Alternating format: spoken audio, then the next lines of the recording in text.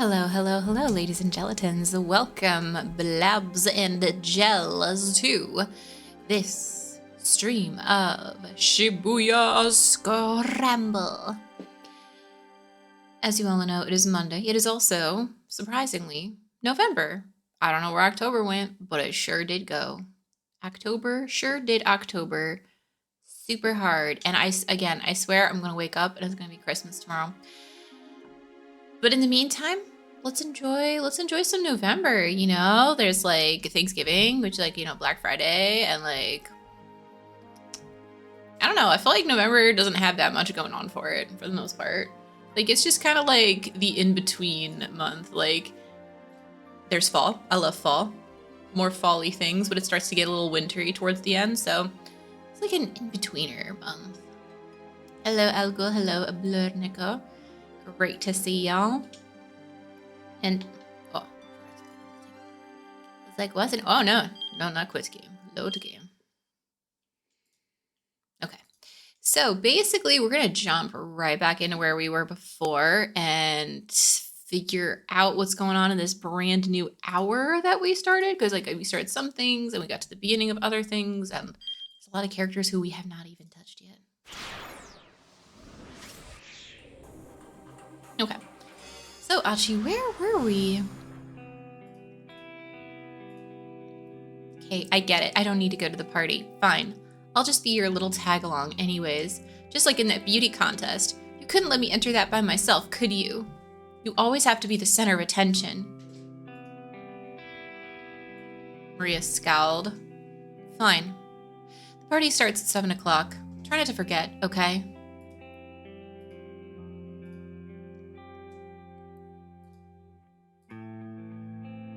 Kicking myself as soon as I told her off. My sister isn't the sort of person to tell me what to do or not do. She must have had a reason for not wanting me to go. I was planning on apologizing to her after the party, but then she was abducted, right? Achi polished off the last of the spaghetti. He set down his fork, then wiped his mouth. Oh, thank goodness. We no longer have to look at spaghetti mouth. Tomi, I get why you're trying so hard to save your sister, and maybe I'm not as tough as that Kanan girl, but I'll stick with you to the end if you let me. Spork! Wait, was this Spork? Really? I did not notice. Okay, hold on, I'm gonna like actually pay attention to that. I'm pretty sure it was a normal Spork. He tried his best to convey an optimism he didn't really feel. Once we found her and she's safe and sound, you can tell her you're sorry about what you said. At long last, Hitomi cracked a smile.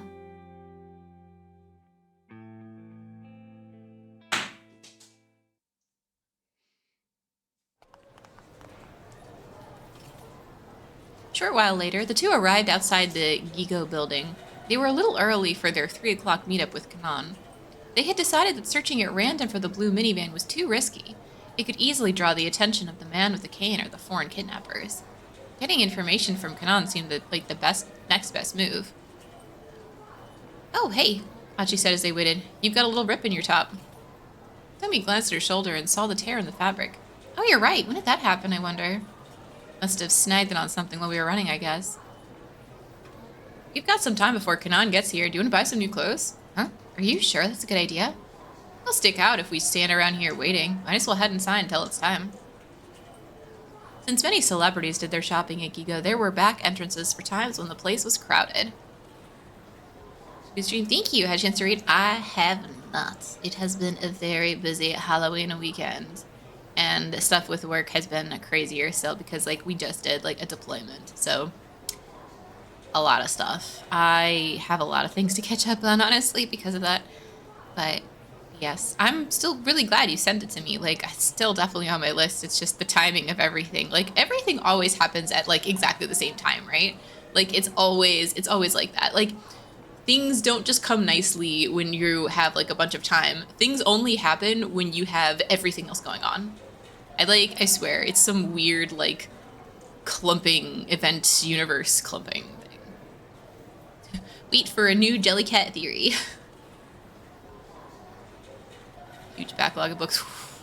Oh, if we talk about books, that backlog is as far as the eye can see. I have ebooks on my phone.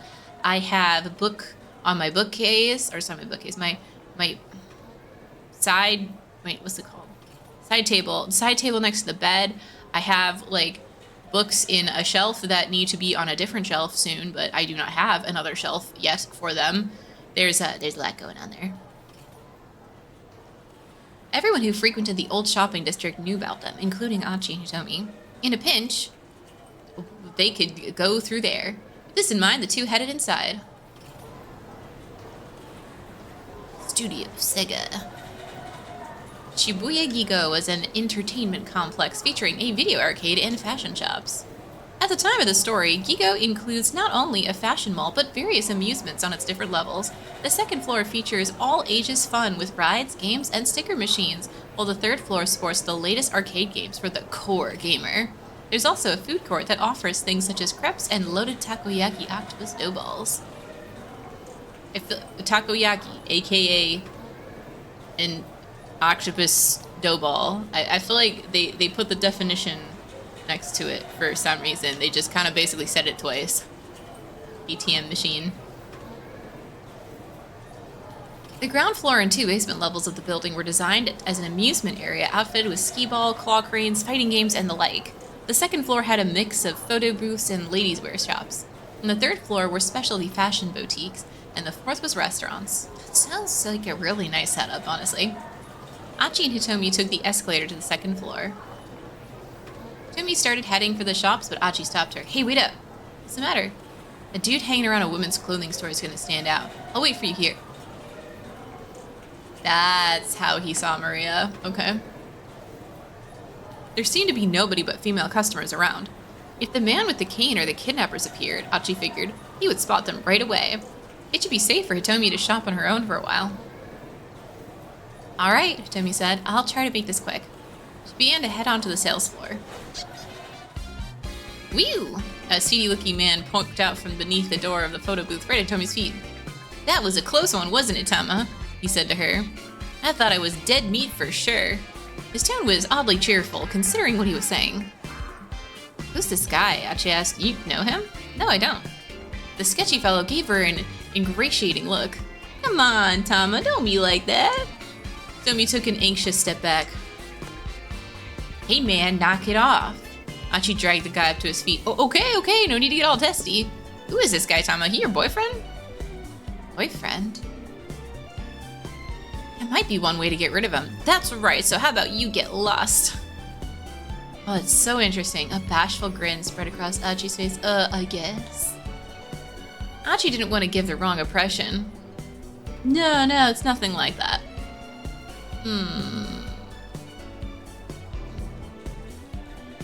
I feel like B is the worst option because it feels like it's assuming stuff. A might be the one that's easiest to explain. Oh, no, it's not really a thing. No, but all of them are kind of interesting. Oh, all of them are interesting.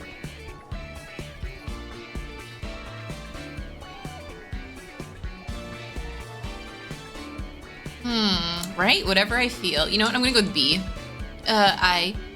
Oh, perfect. No, he's not my boyfriend. Hitomi denied it before the words were out of Achi's mouth. I felt a little pang of heartbreak. What? So you're not her boyfriend? The guy flashed a broad grin. Hey, listen, you creep. Who the hell are you? Poor Achi, right? I mean, to be fair, like, you know, that'd be a big deal to, like, suddenly be like, yeah, it's, like, totally a thing that's happening now. No. Man's face suddenly blanched. Oh, crap. Tom, hold on to this for a bit, will you? The weirdo shoved a worn-out magazine into Hitomi's hands and bolted off in a panic. Hold on one sec, I have to cough.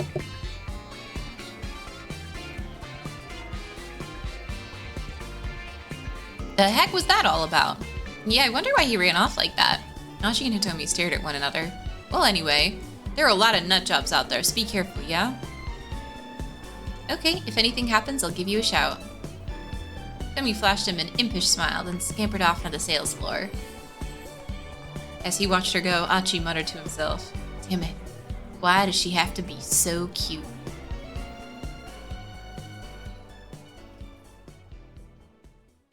I mean, listen, she won the school beauty pageant. 5 minutes or more passed as Achi waited for Hitomi.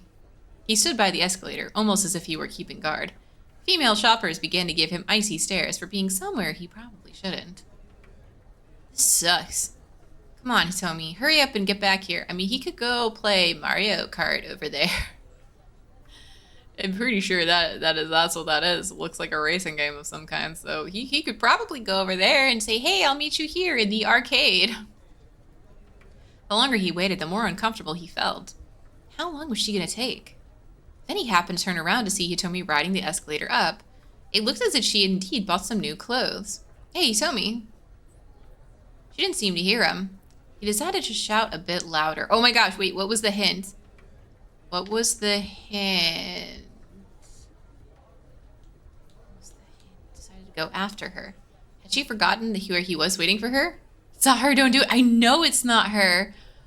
But I know that we had to change something right here to make it so that she didn't meet up with the guy in the restaurant. So I think A was the previous one where he just shouting, but now I think he needs to go after her. Even if she goes somewhere else, like, it's really important that she doesn't meet up with Tanaka. That's not her, don't do. Okay, fair. Fair. I'm just trying to remember, you know? She stayed on the escalator, heading up towards the top floor. Okay, hold on, there's an alarm going off on my phone for literally no reason right now. I have turned off this alarm 3 times now. I don't do this arrow. Okay, but like, I do, but at home, you know? Like, I don't, if I make comments in the theaters, I do like whispers to my friends, and like, I like need that. I don't go to a theater alone. I need like the whispers to friends. But when I'm at home watching stuff, I love to comment over movies. Now, if I'm going to comment a lot, of course, if there's like a big question or anything, I will pause or straight up just wait. Like, depends on the kind of movie. Because sometimes you're like, wait, hold up, pause for a second. I have a lot of opinions about what just happened. Like, if it's like a drama, or you're just like, okay, you see this? You see that guy? This is supposed to be a romantic comedy. This guy is being hella creepy. A lot of, you just like, you go on a little rant, right? Like, I will do that. Yeah, I know. It's like, actually, you know what? I bet y'all are probably not surprised at all. I literally do that while gaming. It's the same thing. I just do it in real life. Obviously, I do it with people like who I know. If I'm in a group of people and we're like watching a thing and I don't know people, I'm not gonna say stuff. But I'm just like, come on, right? Like, it's fun to get into it with people, right? Exactly. No, in a theater, absolutely no. No way. Theater, you take the small whispers to your friends and you're good. So, but yeah. I want to go see another movie. There's the Chainsaw Man movie. Maybe that's good. Actually, I think I heard good things about it. Or maybe I heard mixed things. I don't remember. I think it's good things. I think. Either way, Allie, Chainsaw Man will be fun. But yeah, no, I totally get it. And I love watching movies. Oh my gosh, yeah. So for Halloween, I ended up having a spooky movie night, and I got to show a bunch of people here movies that I had never seen before, such as The Nightmare Before Christmas. I was like, wait, none of you have seen this? Are you serious? And they're just like, yeah, what is this movie? I'm like, what? You guys seen like other Tim Burton stuff? Like, what? And like Cabin in the Woods, which I love. I loved that movie. That movie is fascinating. It's great. It's a really fun adventure. It was like the first scary movie that I saw that I actually was able to, because like I don't like horror generally, because I like actually will get nightmares if I watch horror. Like I will legitimately get nightmares. Like way back when I first started streaming, like I think one of the second or third games I played was Phasmophobia.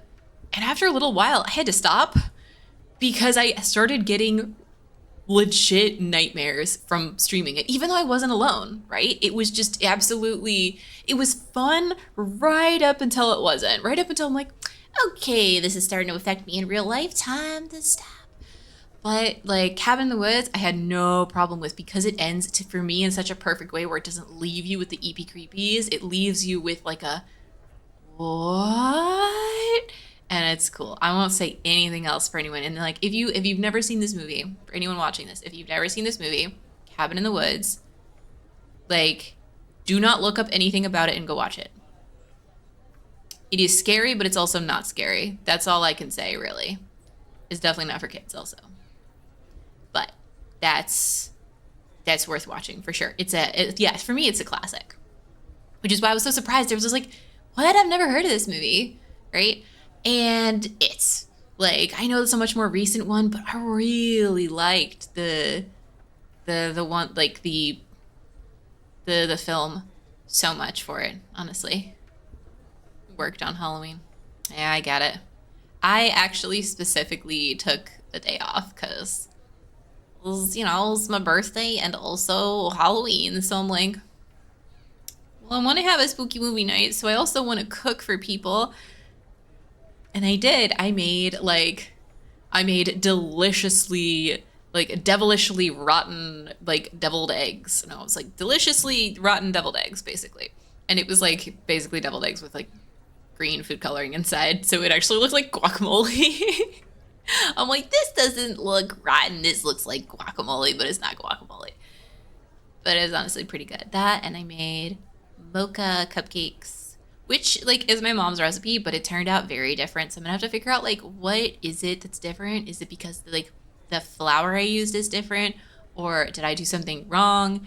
Did I measure something wrong with the ratios? Because like it wasn't bad. It was definitely still good, but something was off. And also, the problem is my mom gave me a recipe for the frosting and for the cupcake. And the frosting, she gave me for like 8 cupcakes, which was perfect because I didn't have that many people, and people don't want like a ton of cupcakes here. People are not super hardcore about sweets here. But the icing was like 3 times more than I needed it to be, and I'm like, oh boy, I don't know what I'm gonna do with the rest of this icing. I have to do something. I can't just eat it. I mean, I guess I could, but I shouldn't. And I shouldn't just put it on like pretzels or something either. I don't know. Yeah, dude, I actually love deviled eggs. It's crazy because like I grew up like loving deviled eggs. Like the first time, like I hate hard-boiled eggs personally. They taste chalky and weird, but I love deviled eggs. And I was very pleasantly surprised when I was a child and had deviled eggs for the first time. And I was like, oh my God, this is so interesting and unique and delicious. And then I literally like never made them until I was like on this party. I was like, wait, why have I never made deviled eggs? This is like actually a perfect party food. It's also super not hard to make. So I was very much like, I guess I've just unlocked a new thing that I will be making more often now, because why do I rob myself of deviled eggs? Why have I robbed myself this whole time, right? Yeah, you can make them ahead of time because they go in the fridge, right? Like yeah, exactly. It's good stuff.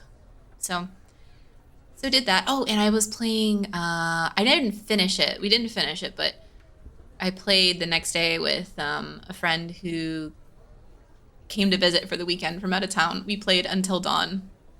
And like, I haven't played it in like a really, really, really, really long time. So I basically forgot almost everything that happens in the game. I remember like the most important key parts. So there will some things that will not surprise me, but also like, it's such an interesting experience to watch it again, kind of knowing some stuff, but like having no idea about other stuff.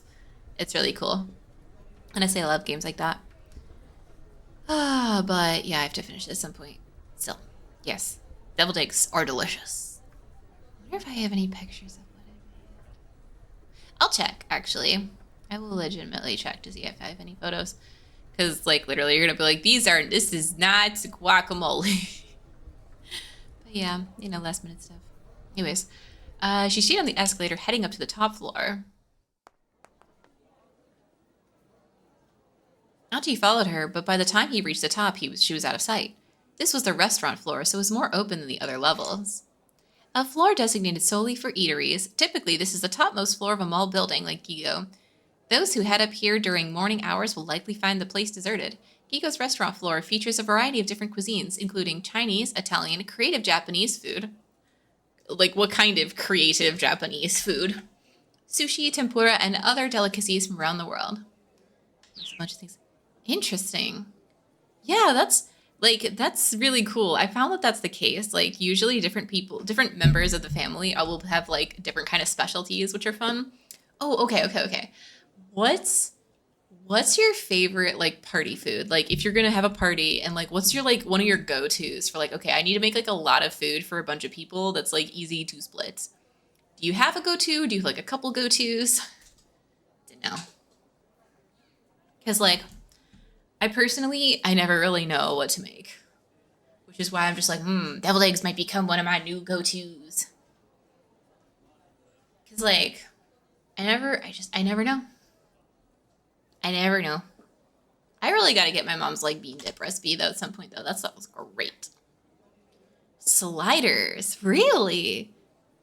Oh, that would be so awesome. I wonder if you could get like tiny buns here. Sliders is such a good idea. What do you put on the sliders? Like meat, onion, like anything else really, like tomato or other stuff, or is it like really simple slider? Stuffed paprika. Oh, stuffed bell peppers are delightful too, but that's not so much like snacky food. That's like a whole meal for the most part. I feel like jalapeno poppers would be great if they weren't such a pain to make, especially because like getting a fresh jalapeno here in Poland is like impossible. I have never seen it anywhere in any store. Slider burgers or crockpot, Ohio. Shredded cheese sandwich. Okay, is okay. I have to ask if this is a typo because I have no idea what crockpot, Ohio would be. Especially because but like that sounds like a real thing. So I'm intrigued. Shredded chicken sandwiches also does sound very good, especially like barbecue sauce. Mini Hawaiian ones or barbecue cheeseburger teriyaki burger. Oh, oh, I know what I'm doing the next time I have like a little get together with people. That sounds phenomenal. I want to like I'm gonna like screenshot this and send it to myself. Cause like I need to think about this. I need to actually consider how I would like how I would do this in the future. I'm very, very interested. And I really need to think about where I could get stuff for like the sliders. Lazy tailgater classic, shredded chicken, cream of cheese, some spices and pickles. What do you do with the chicken? It was a sandwich. You just put it on with just the stuff on the inside. Like, okay, hold on. Chicken, cheese. Okay, hold on. It's the shredded chicken, cream of chicken, cheese, spices, and pickles. That sounds so interesting. I've never heard of this.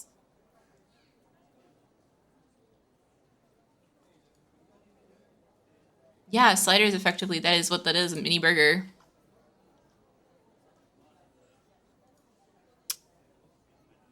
Goes on a bun, the pickle slice. It's a jalapeno mashed potato salad. That makes me think of like sloppy joes, but totally different. Oh my gosh, I gotta get some of these recipes. I gotta like make a Polish-ish version of some of these things just because straight up, some of these things are just really hard to make. I feel like instead of, because like it's almost impossible to get like tiny buns here. I can't even imagine. What I would probably do is I would probably get like a normal bun and then just like cut it into fourths so that way people just take a fourth of it. It's definitely still gonna be a gloppy mess. Crock pot. I really need a crock pot. I've been thinking about getting a crock pot, especially because like I was thinking like, oh, maybe I should just get a thing to put in the oven. Do I really need more stuff to put on my counter or like hide away for later? But like, I don't know. The more I think about it, the more I really miss slow cooking and like especially because I love shredded chicken so much and even just like really basic shredded chicken, like literally just some salt, some pepper, and some olive oil and you just throw the chicken in there. And I love soup. Yes, I do. I love soup. Normally, I cook the soup just like as is, or I used to have like we used to have here multi cooker, but it wasn't a slow cooker. It was everything except for slow cooking. It was pressure cooker. It was like a bunch of other stuff, but just not slow cooker, which like I feel like is the thing I'm missing in my life now. Okay, now not only am I extremely deliciously, delightfully hungry, but I'm actually legitimately inspired for the next time that like there's some kind of party or even just like friends coming over. I think it'd be really fun to make any of these things, even just like the bigger version of it. Yeah, I don't know where I would get cream of chicken though, is I think one thing. I'd probably have to like do something other than the cream of chicken. Like, cause like the cream of chickens, cream of mushroom, cream of blah blah blah. You can't, those are not things that you can get here. Those are not things. So I'd probably just have to replace it with like cream and chicken stock. Like cream mixed with a bouillon cube. I don't know. I'd have to figure out because like I know what cream of chicken tastes like. But yeah. All right. Make the thing they try to. That's true. But I've actually tried to make one of the soups before. The problem is when you get the can, it's already like pre-concentrated. So like I would have to make the soup and then concentrate it, which like would take forever for it to like straight up just boil down. That's the problem is like you have to make like the clumpy, chunky version of it ahead of time somehow. That's the hard part. It's kind of like you know those French onion soup packets that you can use to make just like like you just combine one of those with like sour cream and it makes one of the best dips for just like any for basic like Lay's chips or anything just like ever. Or you can also combine it with Greek yogurt. But like actually I think I've mostly had it with Greek yogurt, but still like French onion thing in that, or just like you can also do a nice roast with just the French onion soup mix in there in a crock pot. So good. It doesn't exist here. You can't get the French onion soup mix. It's not an easy thing you could just add to stuff because now it's like a whole thing you have to like make or try to replicate. It's not the same. Minotone just learned about deviled eggs as a percent. Listen, like getting like your party snack level up to like a functional and like a functional, useful level with variety is huge. It's huge. It's a game changer. He hurriedly began to look around. As he wandered, he bumped into a man talking on a cell phone. Ah, sorry, my bad. Achi held up a hand in apology, but the man was too engrossed in his conversation to notice. No, you're not getting it. The lock was undone too. The man startled Achi by suddenly shouting into his phone. You need to consider the risk of it getting out. Whatever this guy was talking about, he was angry with whoever was on the other end. Look, I'll figure what to do about the minivan. You just handle things on your end. Minivan? Achi's interest was piqued, but he needed to find Hitomi before he let anything distract him. Oh, see, that looks delicious too. I don't know what kind of Chinese restaurant also has like raw foods, but like, I would eat a lot of that. Oh yeah, this is the buffet. Even better. You could just get a bunch of stuff and put it on a plate. To be fair, Kira, I will say that like as someone who has been to I can't say a lot of parties, but I will say more than a handful of parties. You don't start making like snacks for parties until you're like very past college. This is kind of the problem is like you have to get very past college levels to like actually start making like proper snacks and have other people bringing proper snacks and stuff. Like it just does not happen. Like college party is like okay, there's gonna be like pizza and like chips or whatever, and that's normal, and like you get used to that and you're like cool, I don't need to bring anything except for my own beer maybe. And then like you graduate, you become an adult, and you're like, oh no, people, what am I supposed to bring to a party with a bunch of adults? I don't know. What do I do? Or like you have a bunch of people over and you start to realize you're like, wait, hold on. Um, I'm not a student anymore. I need to I need to make stuff for people. I can't just have them show up and be hungry. That's like illegal, basically. So that's bad. And then you realize it the hard way, like me, when you have multiple get-togethers and people start being hungry, and it's like a whole thing, and it's like, maybe we shouldn't be doing that anymore. Maybe I should prepare. But then you're like, well, cooking a bunch of stuff is also like a lot of work, though. So you try to figure out how to get like, you know, less work into doing stuff that's just easy to spread around to a lot of people and make people happy. And then you start realizing you're like, oh my God, what was that like the church potlucks when I was a kid? Oh my gosh, what did my mom make when I was young? I don't know. I don't know. I was there, but I wasn't. You know what I mean? And so, every little thing helps. Chinese restaurant. Chinese restaurant. Exactly. That's how you know it's good. Just pick up at the store deli. True. That's very true. Social isolation. It does have some perks, I will say. So, like, for example, during COVID years, not having to worry about what to bring to a party. One of the weirdest upsides. Also sad, but still. God, Payless. Oh man, 14 hours. And how do you feel after 14 hours of sleep? Because honestly, that sounds phenomenal. You can see a lot of Shibuya through those windows. Maybe Hitomi decided to look for the minivan up here. One of the restaurant employees came rushing up as Achi headed inside. Sir, I'm sorry. Sir, you'll have to forgive the inconvenience. We're not open to the public, not right now. Not at the moment, I mean. The employee's voice was oddly subdued for some reason. Huh. Masei Takai, a part-time staffer at Imabiki Chinese restaurant. Her boss chewed her out pretty bad for showing up at work with her nails manicured black. She was ordered to go to the restroom and scrub them clean, but no amount of nail polish remover was able to do the trick, so she's been dealing with her boss's wrath all day long. Oof. Oh, that's brutal.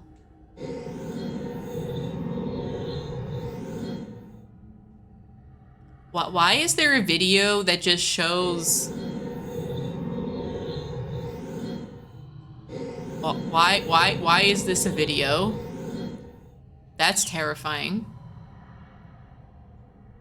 Why not, Achi asked. Well, you see, one of our other customers ate all our food. They ate all of it? Oh my God. Oh, but I'm telling you, Chidi absolutely needs to go into competitive eating like yesterday, like a year ago. Like, this girl has a talent.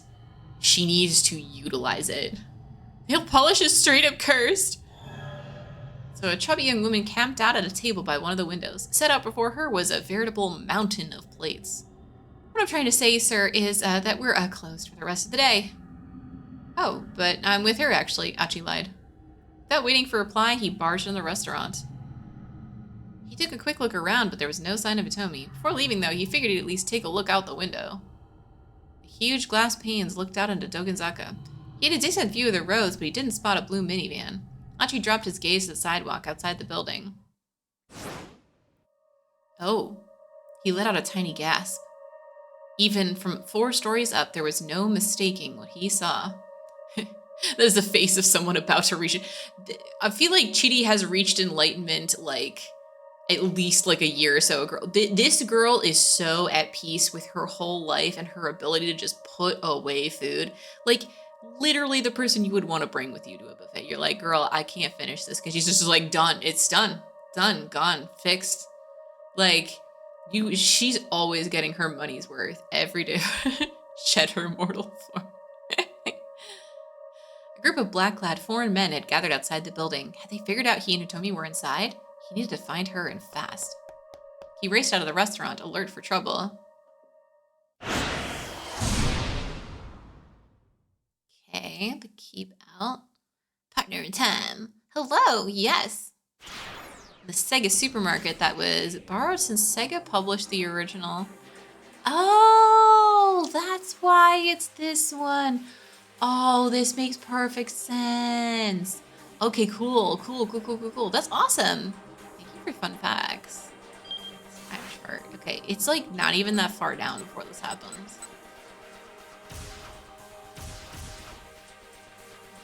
Ria.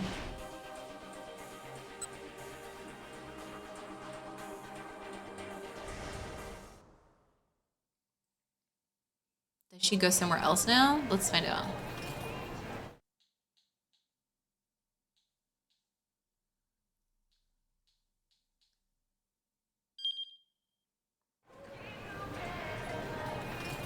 At a part ways. Yes, I saw Amy from Sonic at least for one of them. Like she was in the background for a lot of time. I honestly I should keep my eyes out for more characters here. Pretty cool. I remember specifically that because like actually like one of my first games on Game Boy Advance specifically was actually a Sonic game. And of course, you know, I liked the hammer. The hammer was great. Third floor is packed with young girls. Spot a shirt that catches my eye and head to the fitting room to try it on. There, I realize there's something in my pocket. Something I must have been carrying around for a while. It's a photo. A photo of a white man. Stanley? Okay, who is this guy? I mean, I know. Sonic Advance, yes! Like the first one, I think. Can't tell if I recognize him or not. This man. I still mostly play Pokemon though, to be honest. I was like just straight up a Pokemon addict when I was a kid. Dangerous. I hear someone's voice inside my head.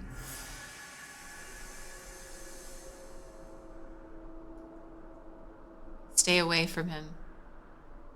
Ooh. Flashes of memory flicker in my mind. I see a girl standing before me. Can't quite recall her face, but I get the impression she's someone very important. She speaks to me. It's Kanan. I mean, we can see the tattoo. It's Kanan, and also, like, who else would it be? This man is dangerous. Stay away from him.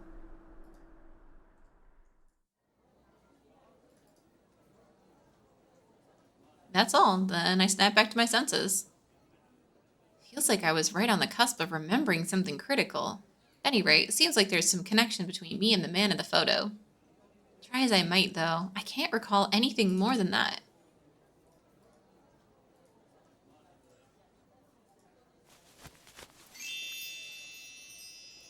Oh, she looks hecka cute in that. Even with that big, massive, chunky necklace. Which, like, honestly, totally works with that outfit. She could pull it off. She could probably pull off almost anything, though. Try on the shirt I picked out. Yeah, that looks good. I decided to buy it and have the store toss out my storm sweater for me.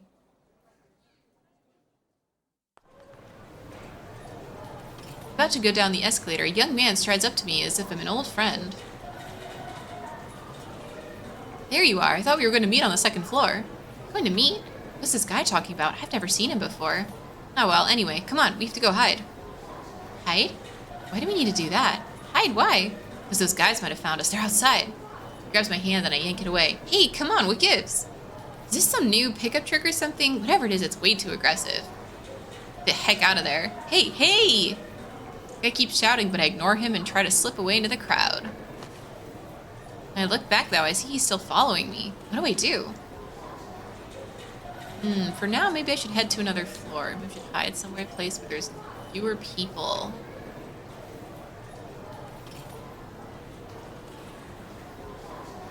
I should head to another floor. I hurry toward the back of the bank of elevators.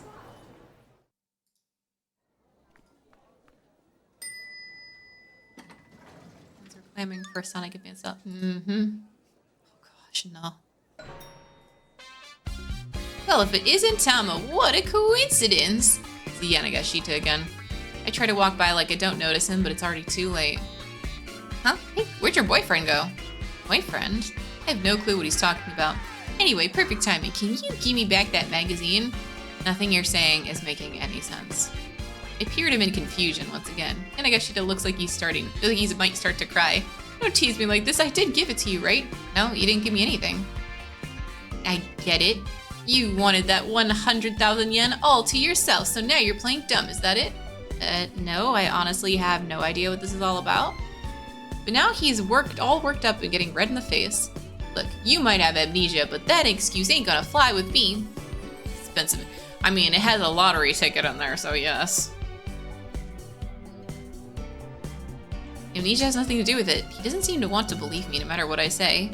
Come on, hurry up and just give it back. Otherwise, he's gonna start bawling here real loud. He's gonna cry? Seriously? This guy's a real piece of work. What's it gonna be? You gonna make a grown man cry? It'd certainly be pretty embarrassing if he starts sobbing now, but I can't exactly give him a magazine I never had. The elevator doors open. Well, if it isn't our little entrepreneur, we've been looking for you. It's the two thugs from before, and there's no avoiding them this time. Asao Ozu and his underling, Yutaro Segawa, members of the Tenryogumi Yakuza syndicate. Ozu is quite frightening when angry. His nickname is Ozu the Ogre. But despite his strong emotions, he's very logic-driven. Excuse me. 1 sec.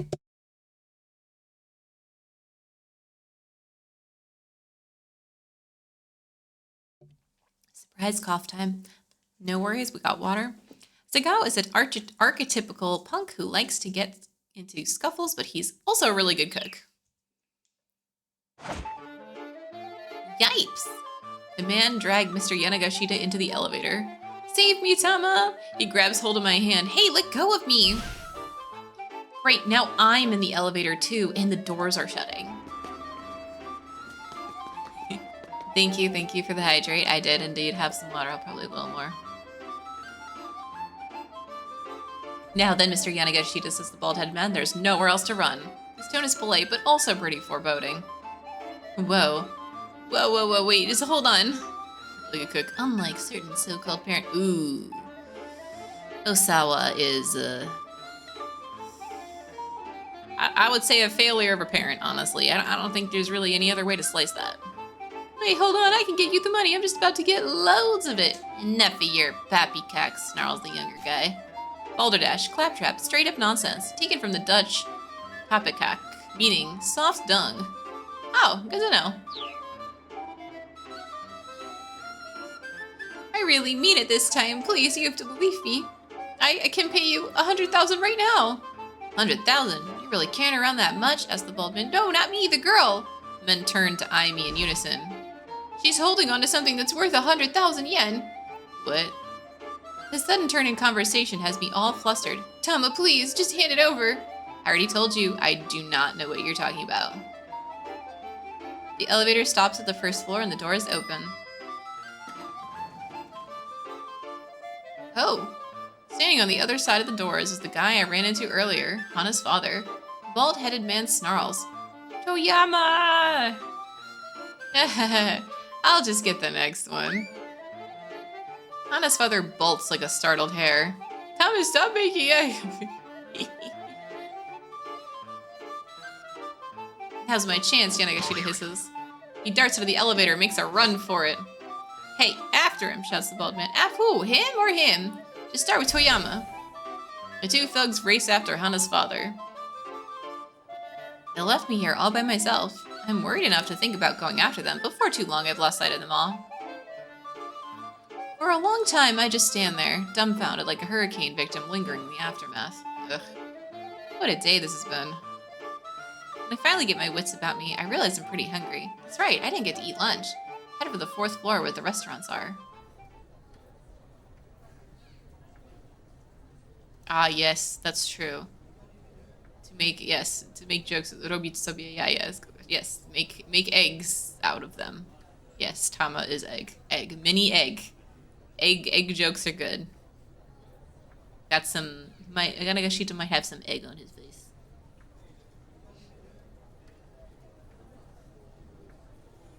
As I'm riding up, I hear commotion coming from the floor below. It's a man's voice shouting angrily, out of my way, come on. Pay the outburst no heed and let the escalator take me up.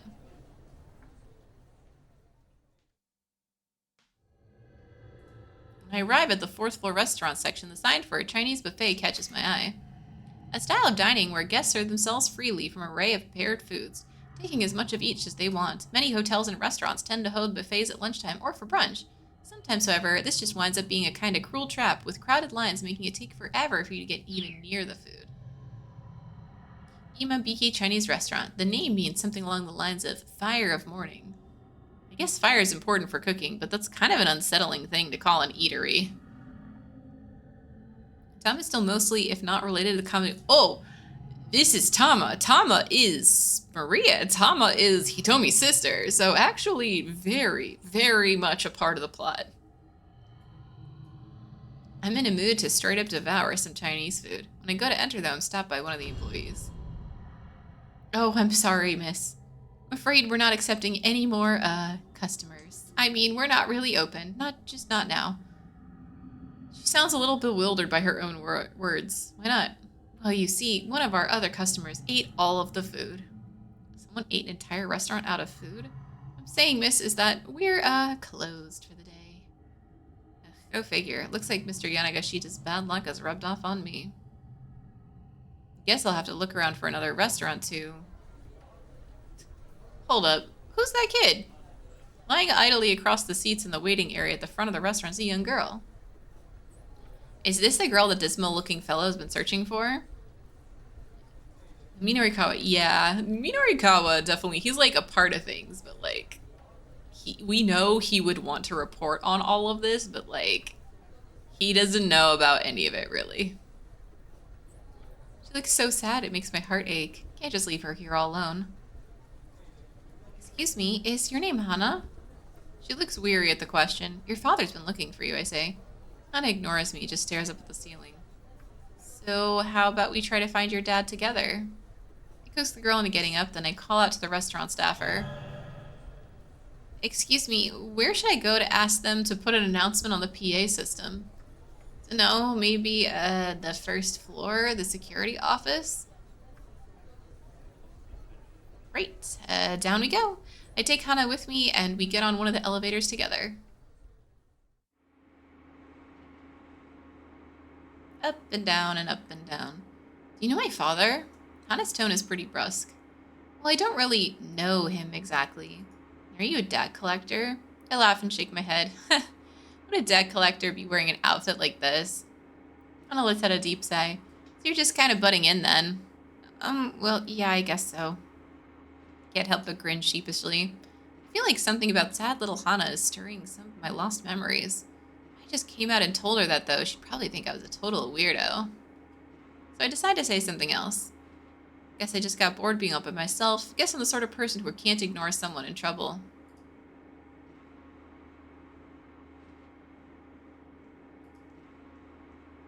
You're weird. Hana looks away from me.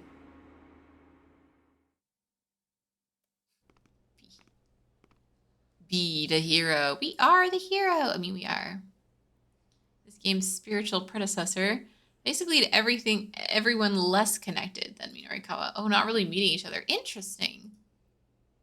Yeah, actually, I mean, listen, if the story is good, I'm always interested in this kind of stuff, like visual novels and weird sort of unique games like this are incredible to me. It's like my favorite kind of thing.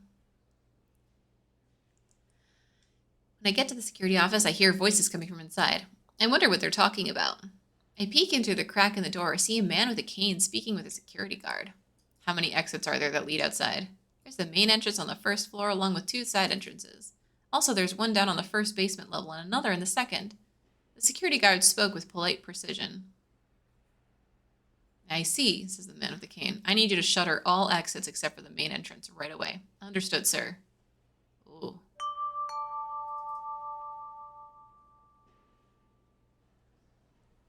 Attention all shoppers. The announcement comes in over the loudspeaker. Due to maintenance, all first floor entrances other than the main entrance have been closed. We apologize for the inconvenience. Customers wishing to leave, please use the main entrance on the first floor. Not sure what just happened, but it sounds like the main entrance is now the only way out. Come on, I say, let's have them make an announcement for us. When I turn around, Hana's gone. She must have run off while I was distracted. Well, looky here, if it ain't that little cutie again. The 2 thugs that were after Yanagashita come strolling towards me. Oh, you're a speedy one, huh? Says the bald man. Weren't you downstairs just now? Did you change your clothes, too? Looks me over, seeming impressed. Hey, hold on, let me see your face. The younger man grabs me by the wrist. You know Yanagashita, yeah? Go on and give him a quick little call for us. Gives me a sharp yank. Let go of me. Can it, girlie? Just give the man a call and we're all good. I have nothing to do with that guy. Do it now. These guys aren't even listening to me. Now I'm pretty pissed off. I said, I have nothing to do with that guy. I whip my manhandled arm in a wide arc and send the younger man flying into a stack of boxes. Guess he must not have been expecting that. He hits hard, the impact knocks him out cold. Whoa, who the heck are you? The bald man asks, his eyes wide. Shut up, I tell him. You're next. Ugh. I flash a winning grin. He gathers up his fallen friend and drags him away as fast as he can go. Okay, that was pretty strange. It was just like when I was fighting Miku. My body seems to know how to pull off all these moves instinctively. Am I a martial artist, maybe? Anyway, I've got to find Hana.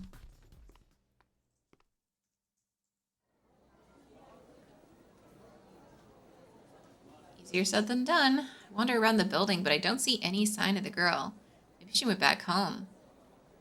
Eventually, I slump down on a bench in a corner. Wish I could go home, too, I mutter to myself.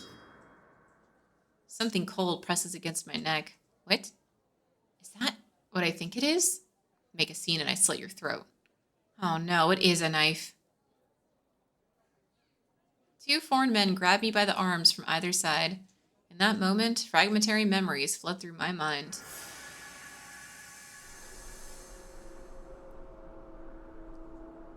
I'm on a street. It looks like someplace in the Middle East. I'm being dragged along by several men. I'm too scared to speak. There are people on the street, market vendors, but none of them seem willing to get involved. Hold up. I mean, listen, I'm not surprised. Again, father of the year here, Osawa, just let his daughter just kind of wander around alone in the Middle East. And Maria came back from this trip being like, yeah, oh my gosh, I met this super cool girl, and not like actually. Okay, yep. Yeah, I mean, not even a little bit putting it past him at this point. The men drag me to some back alley. Help me. Please, somebody help me. I'm being abducted. And then a dark silhouette drops down in front of me. The figure brandishes a knife, threatening at the men.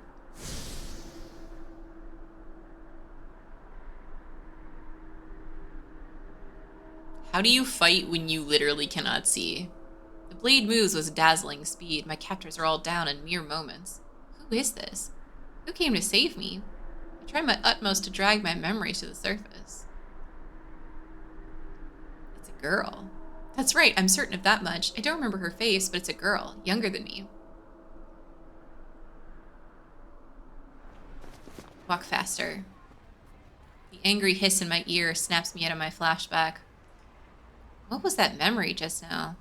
I'm more concerned about the girl who saved me than I am about the men who've captured me now. The two thugs march me along, still holding me by the arms. I can't believe she was in a place like that. Yeah, talk about giving us the runaround. Can't figure out what they're talking about. A place like what?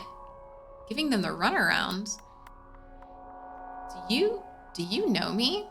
The two men look at each other. Wait, are you the other one?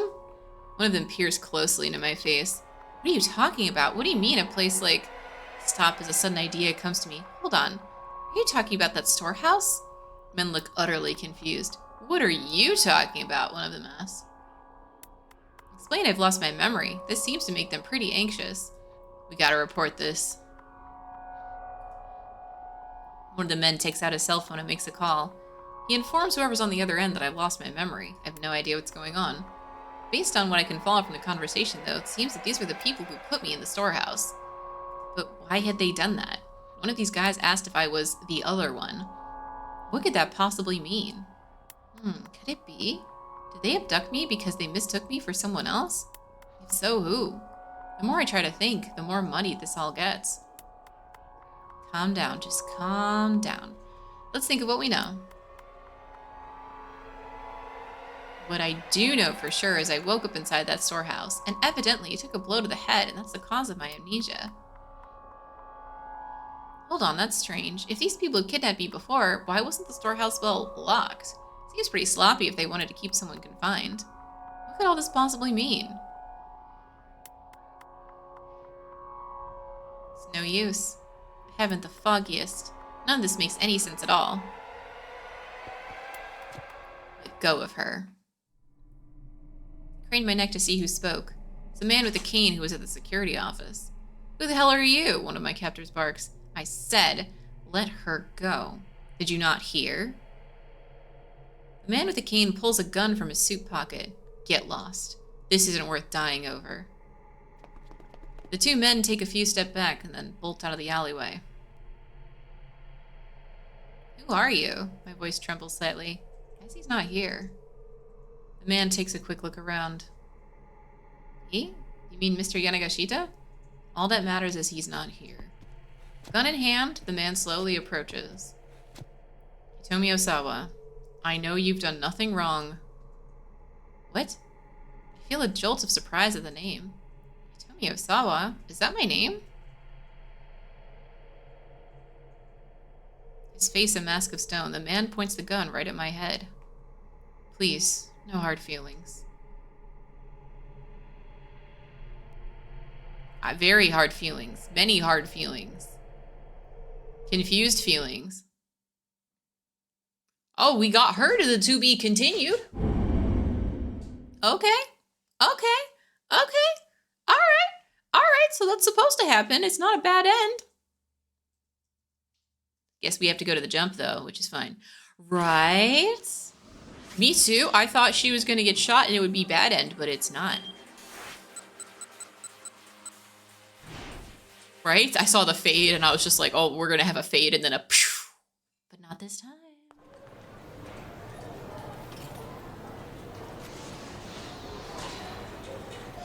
Jump, jump, jump, jump.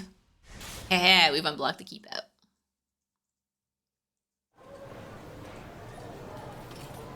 Achi took the escalator down to the 3rd floor, and there was Hitomi, standing right in the open, after he'd been searching for her high and low. There you are. I thought we were going to meet on the 2nd floor, Achi said. She stared back at him in confusion. Oh well. Anyway, come on, we have to go hide. Hide? Why? She gave him a dubious look. Achi felt like something was off, but now wasn't the time to dwell on it, because those guys might have found us. They're outside. He took a hold of Hitomi's hand. Hey, let go, what gives? She quickly yanked her hand away. Huh? Achi tried to make sense of the way she was acting. She took off down the corridor. Hey, Hitomi! He hurried after her. It was like changing her clothes had also changed her personality. Oh, Achi is not the brightest crayon in the box, but you know, it's part of why we love him. Very, very himbo. Hopefully he will put 1 and 1 together. I'm not 2 and 2. Like, this is 1 plus 1 level logic to be able to say, hey, I was talking to you earlier. Did you change clothes? Also, you were different. Wait a second. You have a twin. What? He couldn't just leave her alone. The kidnappers might well be closing in. He stayed in pursuit of her, trying not to draw too much attention.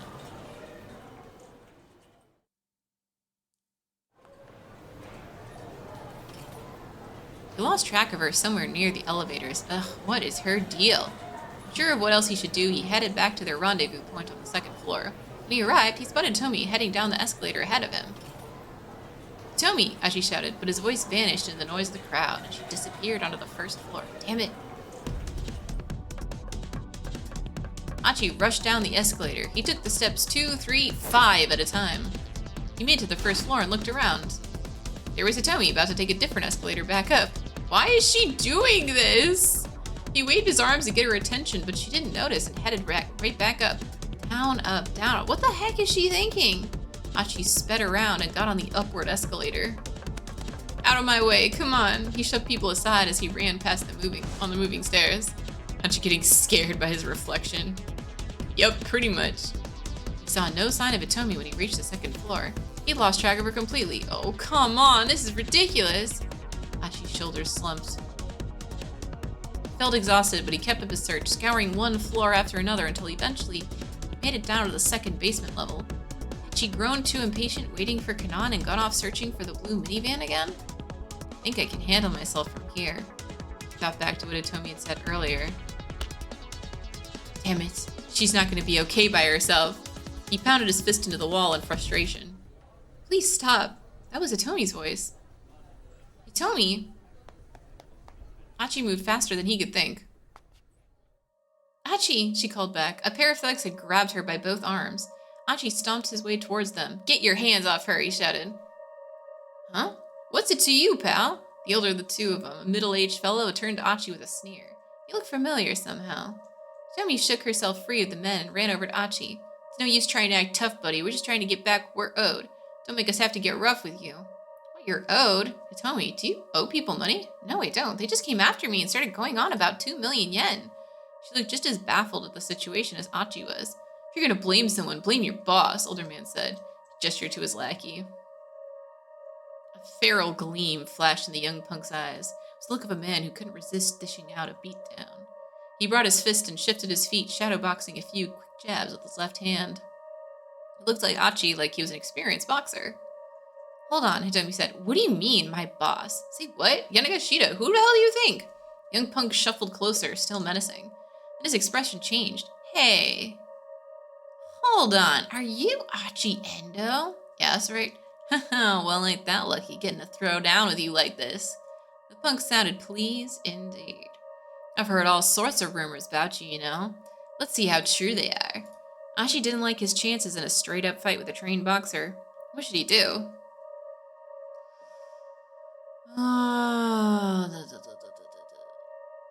Had to go for broke. You just run for it. He had to run. He reached behind himself and grabbed Hitomi by the arm. Keeping his eyes fixed on his opponent, he took a careful step back. Running away, huh? Coward. Punk was quick to close the gap Achi just made. Achi didn't care if he was a coward or not. All he cared about was making sure Hitomi was safe.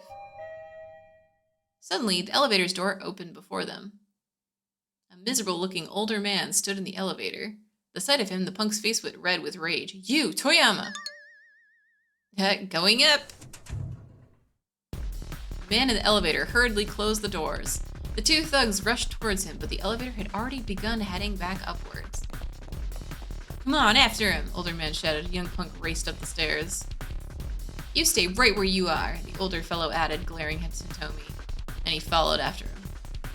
Does he really think we're dumb enough to just wait here? Oh, it's very Scooby-Doo right now.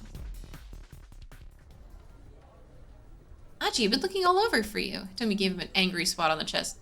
For me? What are you talking about? You weren't waiting where you said you'd be. Yeah, because you went up to another floor. What do you mean? I went right where you said, on the second floor. Huh? This wasn't quite adding up. The second floor? What are you talking about? You went up to the third floor. No, I didn't. Wait, what? None of this makes any sense. Achi felt like his brain was getting all scrambled. Well, anyway. No further questions. No further like, well, what I saw was I saw you and I talked to you and your personality changed and everything. You were wearing different clothes. No, nothing useful. No useful pieces of information for her. Just the, well, anyway, at least I found you safe and sound. The two smiled at one another. What's with those clothes? Tommy's new outfit was completely different from the clothes she'd had on earlier. I tried on a few things, but wound up deciding on this. You tried other stuff, huh? Ah, okay, that explains. No, it doesn't. At least now things sort of made sense. It's nice, you know? What is? Your clothes, I mean. They look good on you. Thank you. Wow, I'm actually blushing now. Kinda made me blush to say it. Achi and Hitomi shyly avoided each other's eyes. Ooh, they're starting to get feelings. Right? These thugs have been absolutely. It's just, they're harassing everyone at this point. Thugs be thuggin', I guess. Oh, so hey, Achi said, eager to change the subject. Do you still have that magazine? Oh, right, yeah, I was gonna throw it away, but I couldn't. How come? I haven't been able to find the right kind of receptacle. Newspapers and magazines are supposed to be kept separate from normal trash, right? Tomi scanned their surroundings for a suitable bin. Wait, are you serious? Yeah. You're thinking about proper recycling now, of all times? Is that weird? Uh-oh, I'm in trouble. I think you might just be perfect. Achi found himself blushing even harder now. Tama! A sudden yell snapped him out of his embarrassment. The sketchy-looking fellow who'd given her the magazine was scampering down the stairs towards them. Great, weirdo's back. The man ignored him, though, and leaned in close to Hitomi. Ah ha ha ha, you do still have it! He snatched the magazine from Hitomi's hands. Yes, this one hadn't been scratched off yet. The man hungered down on the floor and began scratching away the scratch cards stapled into the centerfold. Wait, don't let him have that! Another man came in swooping out of nowhere and yanked the magazine away. It was the older fellow who'd appeared in the elevator minutes before. Oh my gosh. Good. Recycling could use more positive propaganda. I'm all for it. Listen, bring back Captain Planet. It would be good. You can't do that, that's mine! The sketchy-looking man clutched at the older newcomer. Let go! No way! I said let go! And I said no way! The two were fighting right in front of the exit, keeping Achi and Hitomi from leaving. How'd you like this? Older man shouted, scratching away haphazardly at the ticket. Now it's just a worthless scrap of paper. Ah, my 100,000 yen! You mean my 100,000 yen? Ha ha ha ha ha! Then the middle-aged fellow looked back down at the ticket. Yeah, what are the odds? You could just scratch more at other ones and it would still be void. Somehow in his random scratching, he'd happen to land himself a winner. Give it. No way. Just scratch more of the ticket. The two men took off, engaging in a running battle for the ticket. What was the deal with those two? I'm not sure. Achi and Itomi could only stand there, dumbfounded. On the other hand, hey, look at the time. It's almost 3. The two headed hurriedly for the Gigo back entrance. They really wanted to recycle. Just so much recycle. Right, Captain? No, he would not have nice words. As soon as they were nearing the doors, the shutters dropped down in front of them. Whoa, whoa, what gives?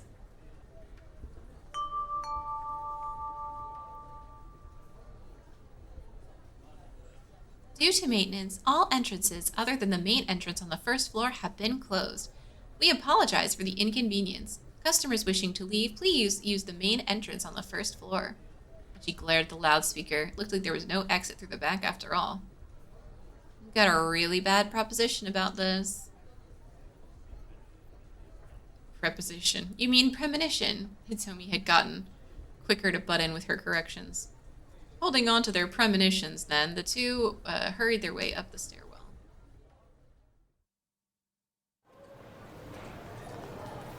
Hitomi tried to head out the first floor entryway. Achi yanked her back.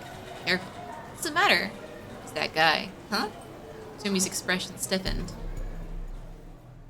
Slipping behind a nearby pillar, Achi pointed to the man with a cane, who was keenly eyeing shoppers as they came and went. Well, this bites. There's no way we're getting out with him there. Achi. Hitomi whispered in his ear, behind us. Achi glanced back and saw the two goons walk in their direction. Uh-oh. If those two caused a scene like before, the assassin would notice them for sure. Aha! The anger punk had spotted them. Damn it, Achi thought, gritting his teeth. Beep!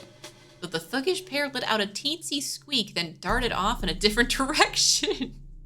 What the heck? Achi and Hitomi watched them go, unsure of what to make of the sudden retreat. Well, anyway, Achi said after a moment, now we can try to find another way out.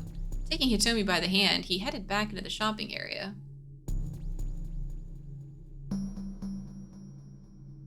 The back entrance on the first floor, that was a no-go.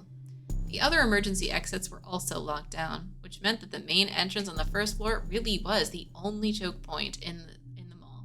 It was almost time for them to meet Kanan. They needed to find some way to bust out of here. The pair headed back towards the main entrance. Then they saw the man with the cane again, heading in their direction. He hadn't seen them yet, but there was no way they'd avoid him if they don't do something quick. Guess for now, we gotta go up, Hachi said to Hitomi. They started racing up to the nearest escalator, which was descending from above. My bad, coming through. Sorry, please excuse us. They fought and shoved their way past a stream of people riding the other direction. They could see the second floor now. Hachi figured they'd be in the clear once they got there. But then a large woman appeared at the top of the escalator, heading down. She was the one who'd been in the Chinese restaurant on the 4th floor, the one who'd supposedly packed an entire buffet into her belly. She was wide enough that Achi and Hitomi would never be able to slip past her. Yeah, it's impossible for her to turn sideways. Oh gosh. Hey, out of the way, Achi shouted, but the young woman ignored him. Achi tried to push past, but he just bounced off her. They were drifting inevitably back down towards the first floor. It's like they were riding a conveyor belt that was delivering them right to the assassin. This was not good. If they didn't do something soon, they'd... Wait a sec. Something must have caught the assassin's eye. Achi saw him suddenly rush outside. There was no telling what just happened, but now there was a chance to escape. Achi and Hitomi raced out the door.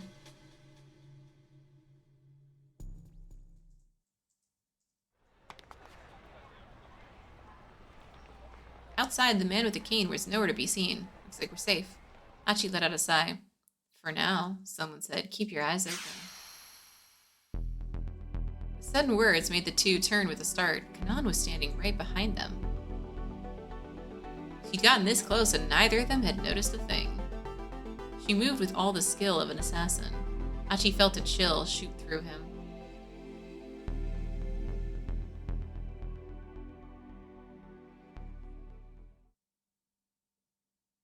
Okay, we got 2 characters to be continued. Oh my goodness, we are on a roll today. That's incredible, honestly. That's incredible. All we have to do is get the rest of them. Definitely doable, we'll see. Okay, who do we want next? I feel like Kano. Yeah, the choices overall currently are a little less difficult, but I also feel like we got lucky in doing Maria first and then Achi, right? Okay, like we haven't touched any of these guys yet, I think. Yeah, they're all... Okay. We have Achi, we have Maria, and then the others we like literally have not touched yet. So let's start with... Let's just start with Kano. Because Kano, I feel like, has the most, like, roadblocks. Kanan, Kano muttered. What's Kanan? The stench of blood hung heavy in the basement bar. Stanley was silent, staring at the criminal's corpse. Hey, do you know anything about this? Kano asked. Still, Stanley gave no response. The silent treatment again, huh? Kano huffed. The American glanced at him gravely. In all likelihood, the one who did this was acting alone. Alone? Against this many other people? Who on earth? There's no need for you to know. Cut the crap, Kano snapped. He grabbed Stanley by the collar. If there's someone involved in this case who's capable of something like this, I need to know about this. How am I supposed to do my job if you keep me in the dark? Stanley remained stone-faced. Look, I'm not afraid of the risks, Kano said. It'll be a lot more effective if you at least fill me in on the basics here. The more you know, the sooner you'll wind up dead. Kano tightened his grip. But it's okay if I wind up dead while I'm still in the dark, huh? Good point. Fine, Stanley said. Yes, the choices overall are much more reasonable, I would say, for this hour. So far, we don't know with these 3 characters yet. We shall see. I'll answer your first question. He brushed Kano's arm aside.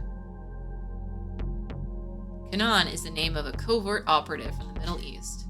In simple terms, a type of spy that infiltrates hostile territory to carry out various clandestine activities.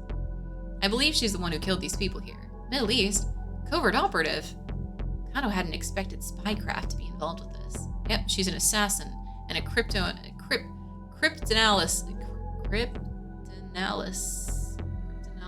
specialist. I feel like that's not... It's like crypto analysis. I feel like it's supposed to be not cryptanalysis, but I don't know. Honestly. This is the first time I'm seeing a word like this that feels weird to have it smushed together in this particular way. Do you recall the mass jailbreak from Abu Ghraib prison a while back? A prison in Iraq, west of Baghdad, under the Hussein government. It was an internment facility for political prisoners, but following the Iraq War, it was used by the U.S. Army to house prisoners of war.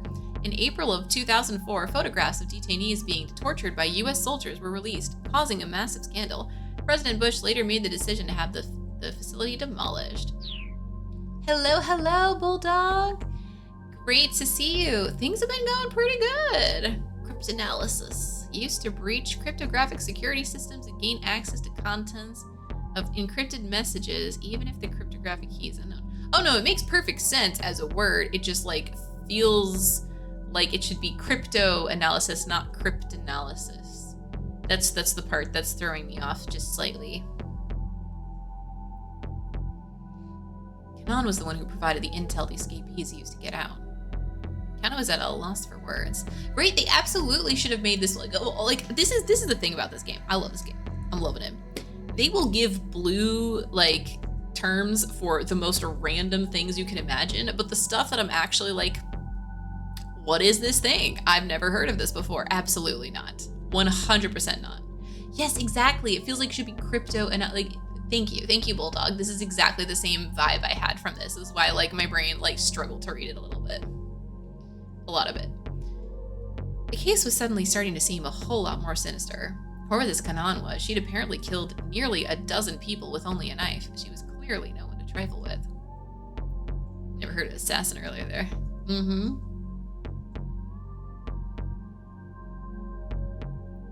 He could scarcely imagine.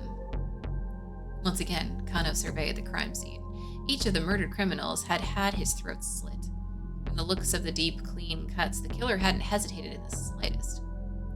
Okay, so... what connection does this Kanan have with the mastermind behind this kidnapping? If Kanan had killed all of these foreign syndicate members in the bar, does that mean she and the person behind the kidnapping were enemies? Maybe she and the kidnapper were working in concert and she'd carry out these slayings as part of some plan to get rid of loose ends. I believe I said I'd answer one question. Turning away, Stanley picked up a file from atop a nearby table. Apparently he wasn't in the sharing mood. When has he ever been in a sharing mood? Like, he's not a sharer, just overall. Realizing that further questions would be pointless, Kano peered alongside the file as Stanley opened it. Inside was a detailed map of Shibuya. There were various routes marked with arrows and times. That's the plan for the ransom relay. Kano was so excited he blurted his thoughts out loud. It appeared that the ultimate go for the ransom was a condominium. The address and the time, 1420, were written in red ink. Kano put an immediate call to the investigation task force to relay this information. And Kano says, yes, exactly. Kanan is very new to this. Like, she showed up at the very, very end of the last section overall. And basically, she's a girl that, like, our main girl, Maria/Tama, met her in the Middle East, and who's just this, like, crazy assassin lady. She seems pretty cool, though, overall. Like, honestly, she seems like a bro. She seems like a pal. So we'll see. But overall, I'm pretty sure she's on our side. Final destination is Ground Hill 405 in Hito 534 Shibuya. Alright, Kuze told him, we'll look into who owns the condo in question. You and Stanley head over there now. I'm sending backup to go in with you. You have authorization to apprehend the suspect. Finally hearing the order he'd so long been waiting for, Kano felt a spark of determination flare inside him. She's so anime. She's the most anime person in here other than Achi. Oh yeah, so much has happened. And it's crazy. It's super cool, though. Like, I really love how they're telling this story so much. All right, let's go, he said, some of his excitement slipping into his voice. He can feel... No, it's Kano's excitement. Stanley, still solemn, closed the file and followed him out of the bar.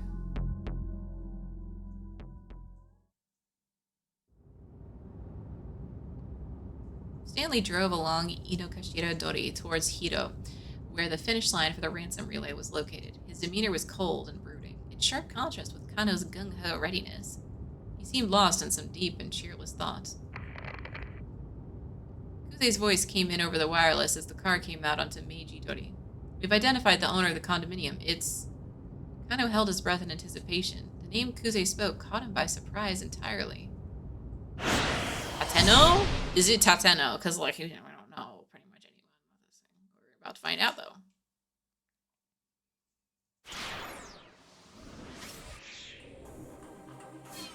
Yes. Yeah, I'm telling you, he has the most roadblocks. Hello, Osawa. Let's go. I do not want others intruding into my domain. Accordingly, I do not intrude on others. This is how I've lived my life. This is how I've forged my sense of calm, but something has begun to drive me mad. The boundaries between myself and others have started to collapse. I don't like it at all. I will become something other than myself, and that is one thing I fear I could never bear. Ho-ho! Oh, no, you don't! Kajiwaro tackled Tanaka as he strode towards the door. Oh, man. Yeah, cop flick, street gang manga, yep, sci-fi thriller, slapstick comedy, and whatever Minoru Kawa's story is, right? Yeah, it's like, crazy journalist, like, which also has like weird, it's like a dark comedy type of thing. Like Minoru Kawa is kind of like dark comedy because, like, listen, the first scene you see, yeah, like some kind of dark comedy thing, but also like, I don't know, because Minoru Kawa is the most shonen protagonist style character, but he's a journalist. Like, you know what I mean? Like, his personality is at 100% like, you just gotta believe in yourself. You gotta make it work. We're like, I'll just put all my effort into it. This is my trusty laptop. We've been together forever, and I'm able to bust out the best copy you've ever seen in this nick of time to get everything done. Like, he just does stuff and like makes people and like fires people up by like fighting with them. Or maybe he's like, okay, because he's either shonen protagonist or he's like weird shonen like side character hero thing. Like, I don't know. It's basically like shonen protagonist plus also kind of like Bakugo-y, like, I'm gonna be the best. I am the best. I'm gonna do the best at all this stuff. You're just like, okay, awesome. Listen, I love me some Bakugo. Still, like, yeah. Norikawa's core aesthetic is the contrast between the mundane, yes, even dark world. Yes, that's a great way to put it too. His just unglued personality. Yeah, for sure. Like 100%. He's just he's 100% on the Minorikawa train full time, despite like the actual very dark and sad things going on in the world around him. He's a character. Kajiwara tackled Tanaka as he strode towards the door. The two men collapsed in a heap in the front entryway. Hey, Tanaka barked. What are you doing? Hold still. Kajiwara ran his bug tracker over Tanaka's body. He began beeping loudly. Aha! Kajiwara pulled off Tanaka's necktie clip. It's a listening device. Tanaka's face went pale. Where'd you get this? Kajiwara demanded. Well... Tanaka trailed off into silence. I gave it to him. It was I who appeared on the second floor landing. You were listening in? Osawa asked brokenly. Ma'am, Kajiwara said, would you mind explaining this? For once, he seemed deadly serious. I was barely able to hear a thing. That's what I get for going with something so cheap. I held out a dangling earpiece. When and where did you get that? Earlier today, when I left to do some shopping. Why did you plant a listening device on Mr. Tanaka? Kajiwara said. That's what I want to know, Tanaka chimed in. Why would you do this, Miss Osawa? He was trembling. You were outside emailing someone earlier, weren't you, Mr. Tanaka? Saw you from the window. Emailing? Kajiwara looked into Tanaka's face. I nodded. He came back into the house shortly after, and I asked him where he'd gone. What do you think he said? She was practically gloating, playing to her little audience. She began stalking down the stairs.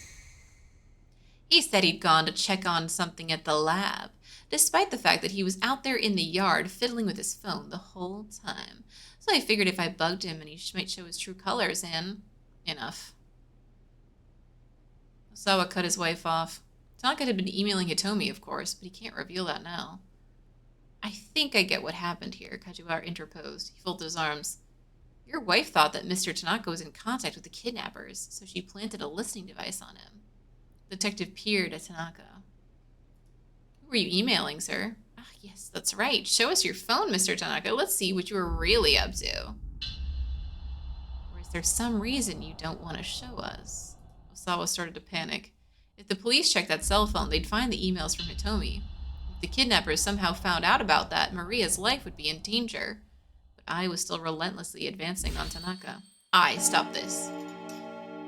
Darling? She turned to him in surprise.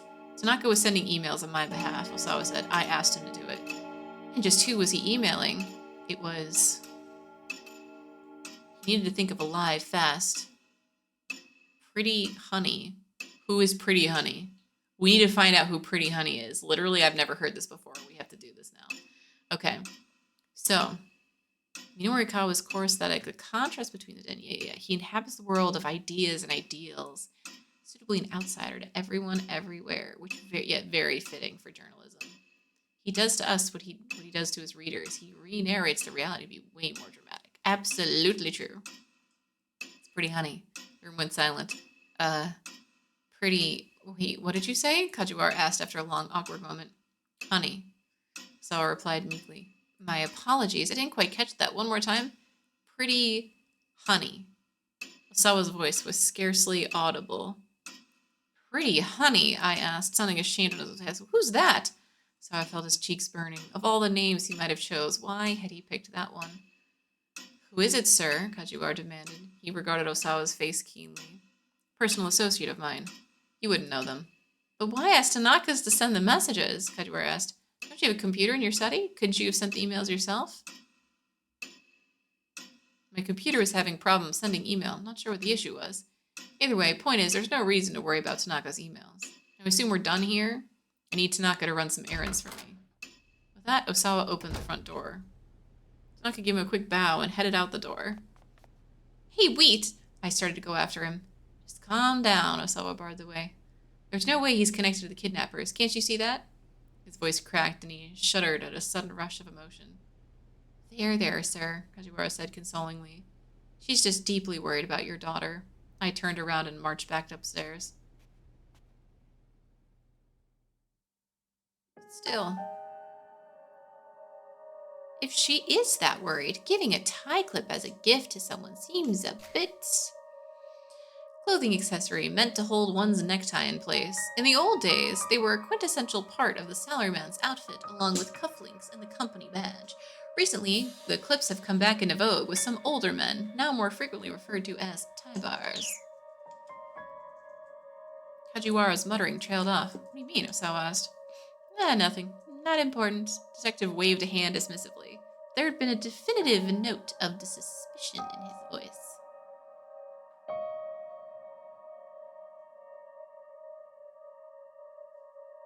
Well, back to work. Kajiwara headed back to the living room.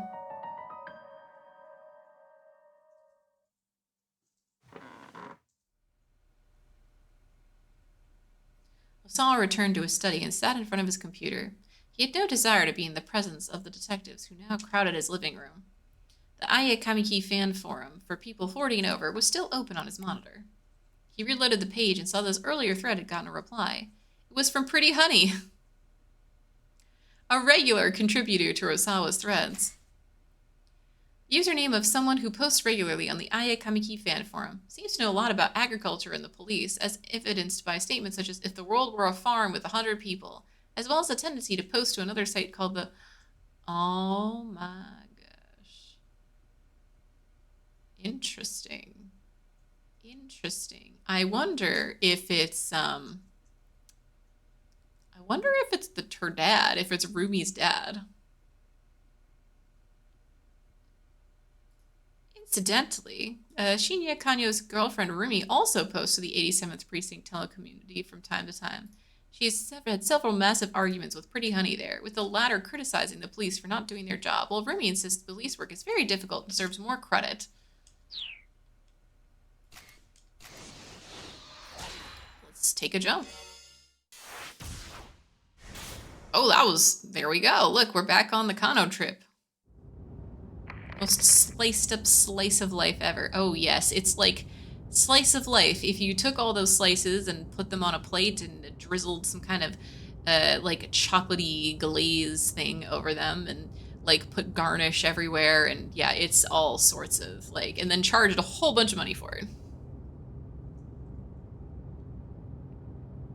Kusei's voice came in over the wireless as the car came out onto Meijidori. We've identified the owner of the condominium. It's Mamoru Tanaka. Oh, okay, that's even better. He's a colleague of Kenji Osawa.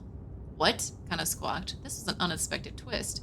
Kajiwara confirms that Tanaka left the Osawa residence at just after 1400 hours. No word on his movements since then.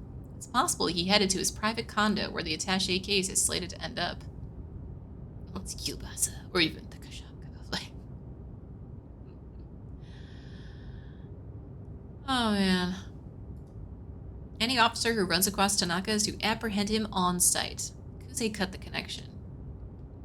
This mastermind you've been chasing, Kano asked. Is it Tanaka? Stanley didn't reply. Fine, never mind. Just wish I could know if Tateno is safe. Still worried about that traitor, huh? So Stanley could ignore all his questions, but still remembers to make snide remarks.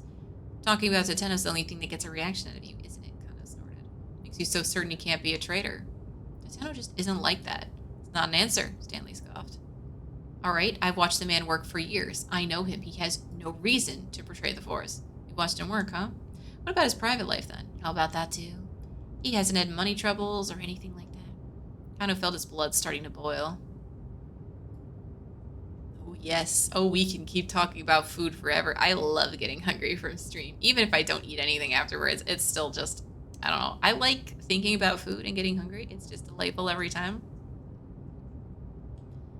I don't care what you think, he said. I trust Detective Tateno. Trust him? On what basis? I don't need any basis to have faith in someone. Without any basis in fact, it's just plain sentimentality, Stanley said. There's no reason or logic to it. A thin smile came to his face. Be they friends or family, you can never really know other people. The only person you can trust is yourself. Kano had no response for such an emotionless statement. He looked away. He and Stanley were just plain incompatible. It seemed like no amount of talking would let them get through to one another. Never take anything at face value, Kano. You start trusting too much, basically as good as dead. Yeah, this is why it is faith, indeed. Kano just stared out the window.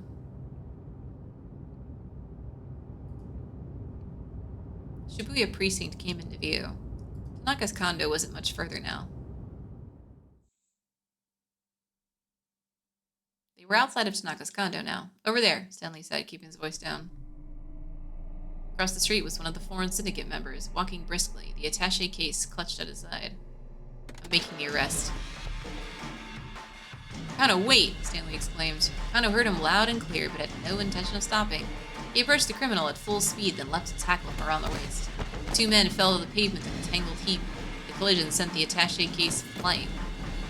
Kano's eyes tracked the case for a moment too long. He was caught off guard when a man threw a punch at him. The blow caught him right in the jaw, snapping his head back. For a moment, Kano saw stars. As he shook off the impact, the man sprang to his feet and sprinted away in the direction of Stanley's car. Stanley, Kano shouted. Grab him or get the case. The case! Stanley headed for the attaché case while Kano went after the suspect. Suddenly, the fleeing man skidded to a stop. Several cars had pulled across the road ahead, and detectives were pouring out of them. His escape route cut off, the criminal resigned himself to capture. Yeah, exactly. Kano got real lucky there. While Kano helped make the arrests, several of the other detectives broke into Tanaka's condo.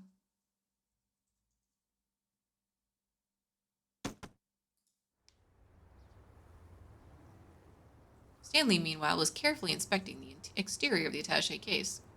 He'd already opened it. It was stuffed with bundles of banknotes. A 50 million yen ransom was back in police hands. This is a decoy, the American muttered under his breath. I wonder where. His words trailed off, but Kano had heard them.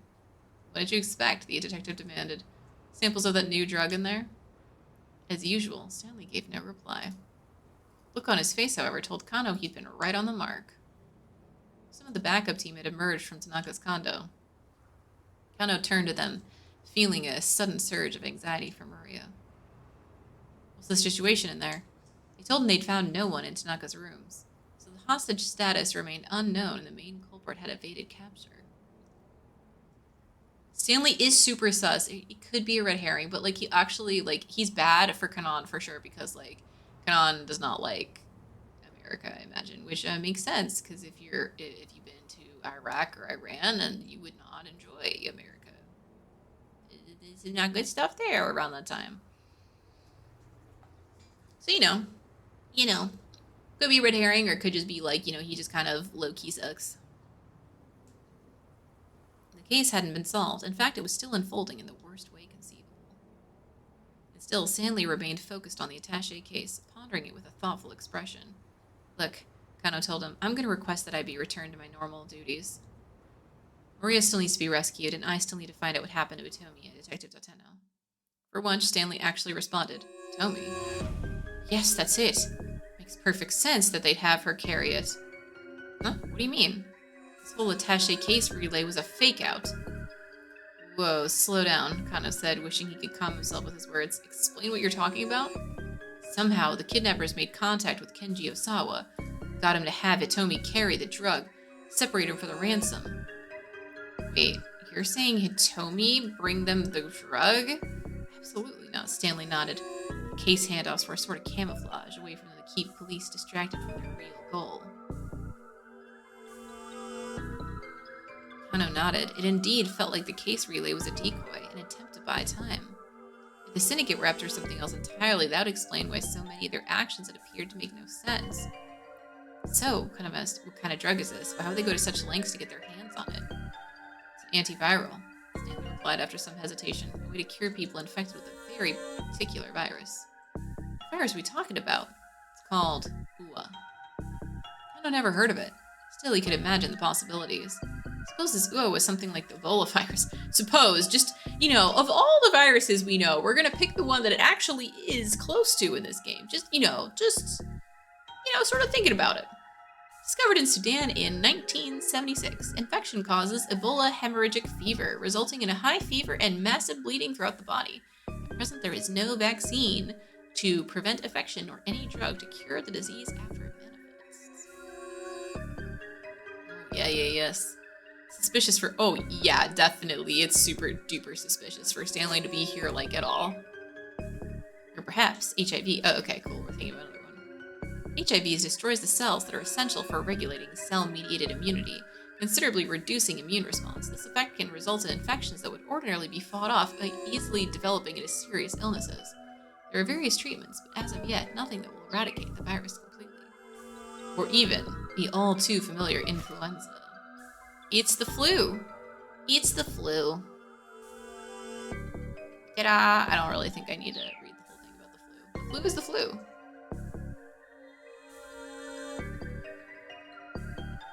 3 pages in the doc.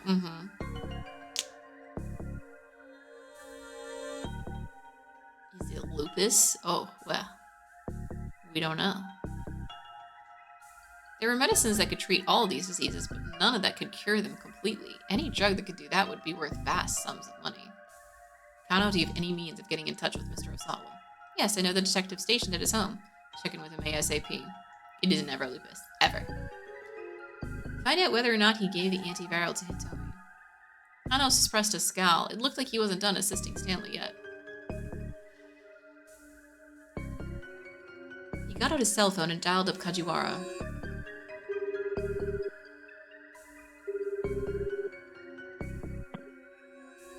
Kajiwara picked up promptly. Kano, what's going on? Can I speak with Mr. Osawa? I suppose that'd be alright. What for, though? There's something I need him to confirm for me.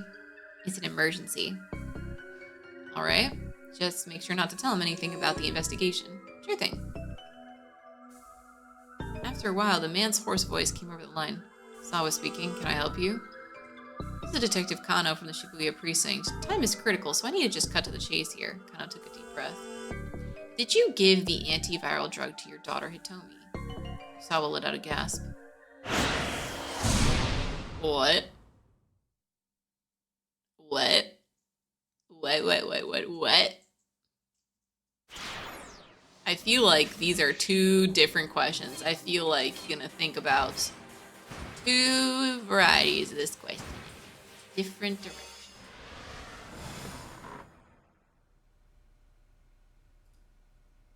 This came out as probably flu. Swine flu, swine flu was some years later and stuff. But yeah, still. It's the UA virus. It's the UA one that's close to Ebola. We know this because of the thing with Osawa here, but, it's still interesting. Osawa returned to his study and sat in front of his computer. He had no desire to be in the presence of the detectives who now crowded his living room. The Aya Kamiki fan forum for people 40 and over is still open. Okay. Pretty honey. Opposed the idea of Aya Kamiki expanding into America. She should be able to enjoy the success she's earned in Japan without having to struggle overseas. Aya has done so much for us, I'd like her to keep supporting Japan forever. The message was festooned with the sort of emoticons that a young girl might use. Pretty Honey claimed to be a 19-year-old female college student. Although the community was meant for Aya Kamiki fans 40 and over, the settings allowed for anyone to post there. The only young woman among the members, though, was Pretty Hungy. It's probably not a young woman at all. Fred continued. By the way, have you tried the Aya Kamiki fortune teller yet? There's a link below. Fortune telling, huh? The practice of determining a person's future luck or life events using cards, horoscopes, and or other methods of divination. Most people believe such prognostication when it foretells something good, and don't believe it when the outlook is bad. That's about as much faith in fortune telling as someone should have.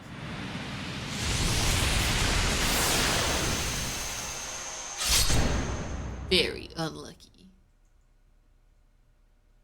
Okay, what was this? What is that? What is this thing? Like, what is a stick? It's a stick. Coming out of a... Okay. It's an unlucky... I have no idea what a fortune teller stick is. I've never heard of a fortune teller stick.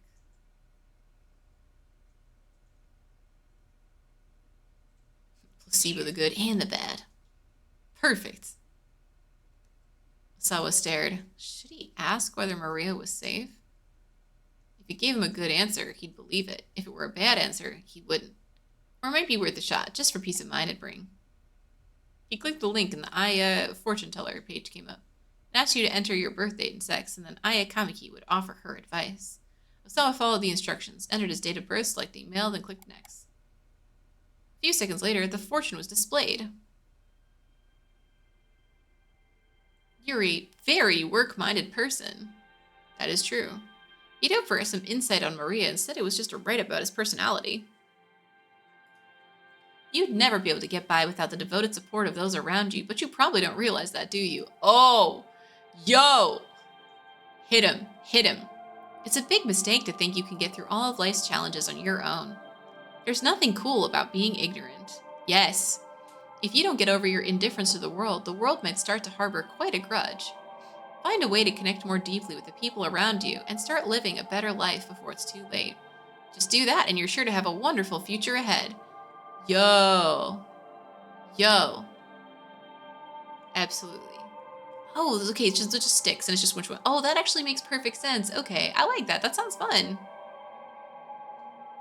Famous people who got your result. Shinosuke Aorai.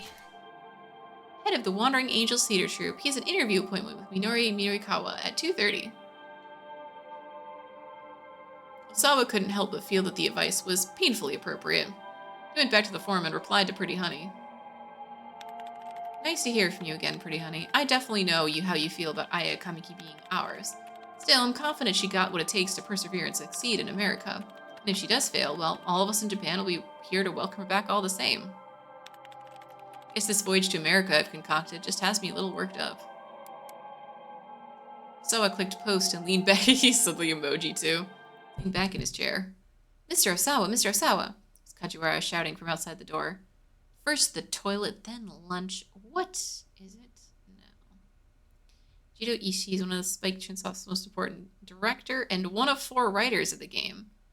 Producer for 9 and 9, detective writer for Time Travelers, game planner for Pokemon Mystery Dungeon, and director of the upcoming follow-up to this game, Shibuya Scramble Stories. Oh my gosh. Okay, okay, Jiro is like hardcore into these types of stories. I absolutely am going to need to play the follow-up game. I already know I need to play the follow-up game.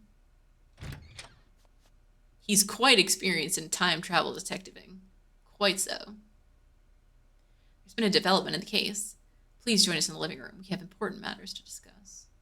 Kajiwara had his detective face on.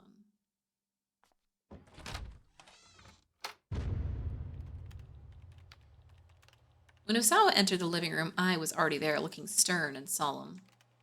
Now that you're both here, Kajiwara said, allow me to share what we know. We've identified a location that appears to be the Syndicate's hideout. You have? What about Maria? Is she still there? Osawa exclaimed.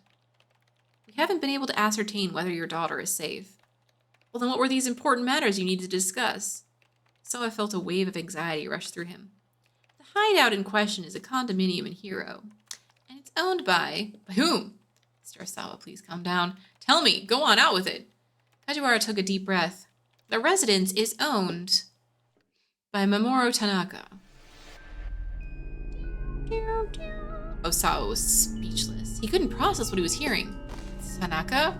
Lies, I shrieked. Just what are you implying? That Mr. Tanaka's the kidnapper? Where's your proof? With due respect, ma'am, weren't you suspicious of Mr. Tanaka yourself? Well, I suppose, but you did go so far as to stick a listening device on him. Flustered, I withdrew into a vacant silence. The sudden ringing of the phone startled everyone in the room. Was that Tanaka? No, it couldn't be. There was no way. The phone was wiretapped. The detective wearing the headset nodded to Kajiwara to turn to motion for Osawa to pick up. Tragedy Looper. Oh my gosh. Oh my gosh, I love Tragedy Looper. It is a board game. It's a board game, but it is like the best time travel mechanics ever. It's a little bit role play, but it's like basically because you do have a like game master, but the game master, like they give you a thing and they tell you what to do. They tell you like basically, like I swear this game would have been like way more popular, unfortunately, in America if it didn't have like the anime vibes, but like you can usually find it actually super cheap in the US. I don't know if you still can, but probably. It's like one of the few games I brought with me to Poland actually because it's so unique. But yeah, so you can play it either like just one-on-one with like one like mastermind and the other like person who's playing as like the 3 time travelers, or you can split it into like up to 3 players who are trying to figure out and solve the clues before they run out of loops. And like there are really, that's such a shame because I like it so much actually. I like it a lot, but like it's so interesting and you can really sit there and just like think about it, like think about how like because like it's like a logic puzzle effectively. Actually, Bulldog, you'd probably like it a lot because it's logic puzzles effectively. It's like, okay, so you have this character who can only do this sort of thing, or like if you have this and this, then it can only be this kind of thing. Like you have to like narrow down what the actual like truth of certain situations is, and like the person running it can play it as just like pure logical or like put flavor into it if they want to. And they do have like options, like they do have certain like actions that they can take. It's just that they have limitations on those types of actions and they have to pay attention to that. But it's really good. It's really good. The time travel mechanic works perfectly. It works perfectly in this game because like it's exactly how you'd expect like anime style like time travel to work, where like basically if you hit a bad end, it starts like if a character dies, like it starts over, right? Like either if like a target dies or you die, or like basically there are lots of things that will end a loop and force you to restart. Like anything that gives you a bad end forces you to restart. When you restart, some things will have to happen the same way, which helps you kind of narrow down the possibilities, which is why actually the loops are helpful for like narrowing down which character is what and playing what role and what actually is causing the bad end, and like what's actually happening. Like the time loops give you more information over time and they go pretty fast, so it's not so much. House on the Hill. I don't know this one actually. But yeah, I mean, I totally understand. It's definitely like, I feel like with all time travel stuff, it's definitely like, I'm a fan of in general of like time travel-y things, but there's some aspects of it I don't love also. But I would definitely say that like, if you like logic puzzles and you like time travel and you like uniqueness in board games, you can get Tragedy Looper for like less than $20 from like anywhere. I got it for like $12. It's so cheap, and at minimum just playing the tutorial with someone, because again you really only need one other person to play, can just be just a really interesting time. I never regretted owning this game, even though I have played like a total of like 4 times ever, because as soon as I was able to teach this game I moved, and then guess what happened again? I moved again. And then now I have to remember how to play like every time too, because it's like literally multiple years between each time. Still.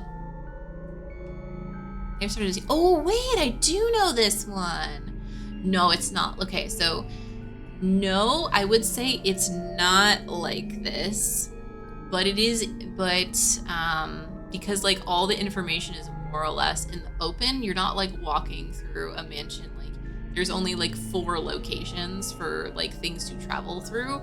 Mostly you are observing and playing cards on certain locations based on what you think might happen or the actions the mastermind might take. Like you're playing by also trying to think about what the mastermind might try to do so you can get an outcome to go in your favor. Yes. Yes, exactly.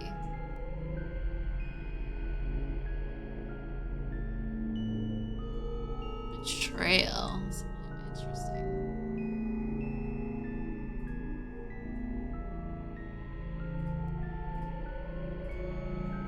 Actually, so House on the Hill or Betrayal, whatever, is Betrayal the one where it's like the legacy style and like it changes over time and you play as like the same family over the course of like multiple decades? Because like that's the only version of that that I've played. Scenario becomes known. Oh, true, true, true, true. That's for sure. That part is definitely true, but you have to figure out more or less the scenario to work.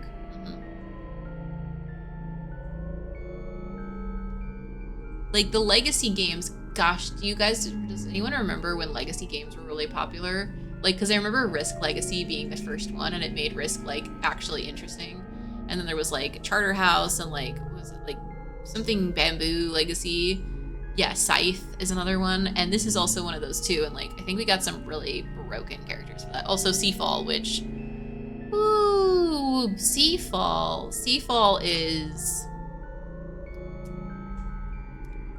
if we talk about pure gameplay, if we talk about pure mechanics, Seafall had a lot of really interesting ideas, but I think it's probably overall, for me personally, the worst game I've ever played. And I played it all the way to the end.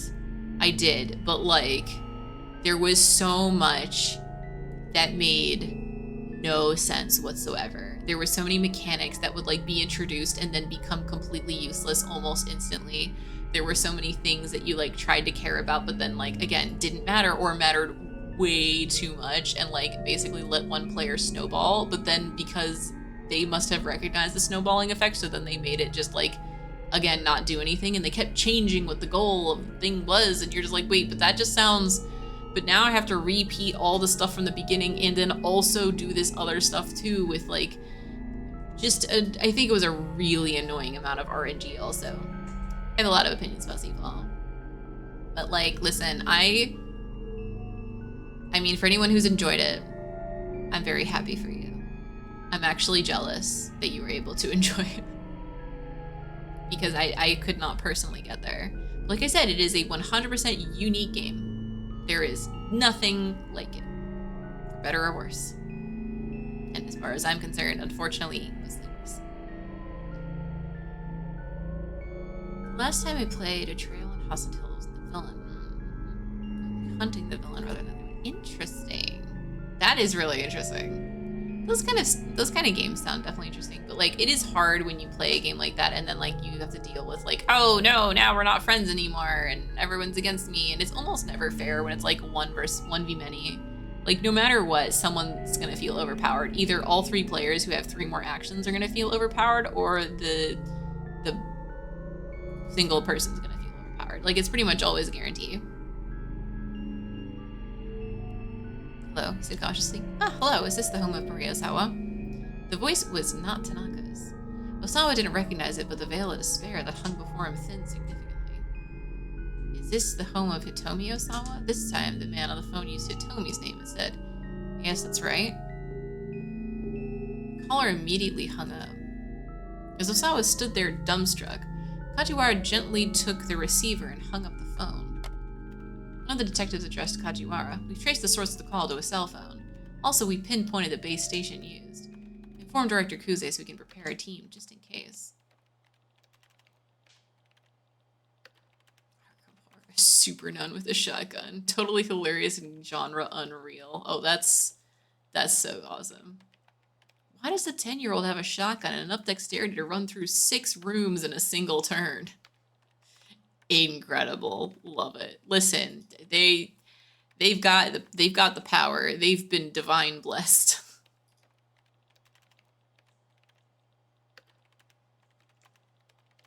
What do you mean by that? Kajwara frowned slightly. Just because this is a kidnapping case doesn't mean that every phone call comes in from the kidnapper. We'll look into it, of course, but I see. Besides, right now, confirming Mr. Tanaka's whereabouts takes priority. Don't you agree? Someone nodded. Someone should call him, the detective added. I'll do it. I got out her cell phone and dialed up Tanaka. Where was Mr. Tanaka headed? Kajiwara asked. He eyed Osawa keenly. To work, sending to pick up some documents. I don't actually know.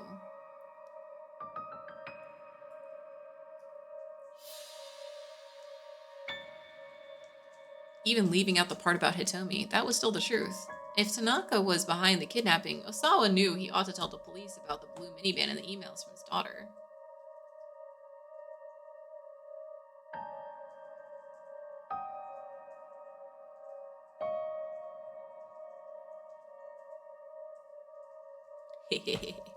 Listen, shotguns.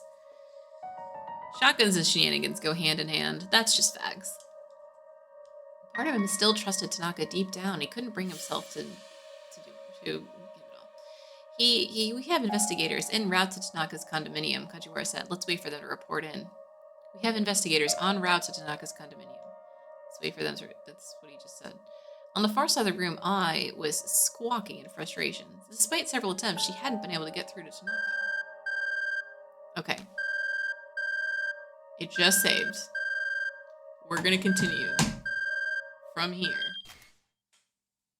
in the future. So we're gonna go right to the title screen. Because if we continue, we're gonna get caught in a whole loop of interesting stuff. Again, that is just how it is, unfortunately. And yes, I mean, listen, I would love to keep playing, but I gotta go early to work tomorrow. So here's the thing though, y'all. I am also not going to be streaming next week because I will not be in town. Basically, it's a national holiday on the 11th, so also like we got the 10th off as well. So I am going on an adventure. It should be fun. I'm going to another city.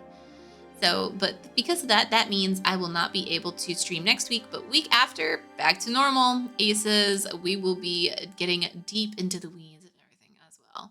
But yes, it would have been quite the scramble. Blurk. I mean, I hope you enjoyed the Guild Wars too. And thank you for hydrate and stretch. I will definitely be hydrating more and stretching more as it is sleepy time.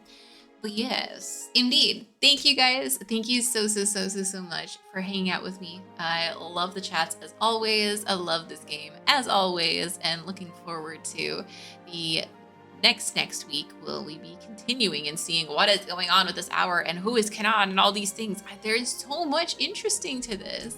Yeah, it was great to have you back again, Bulldog. I hope you'll be able to hang out again sometime, but again, I totally understand life be life.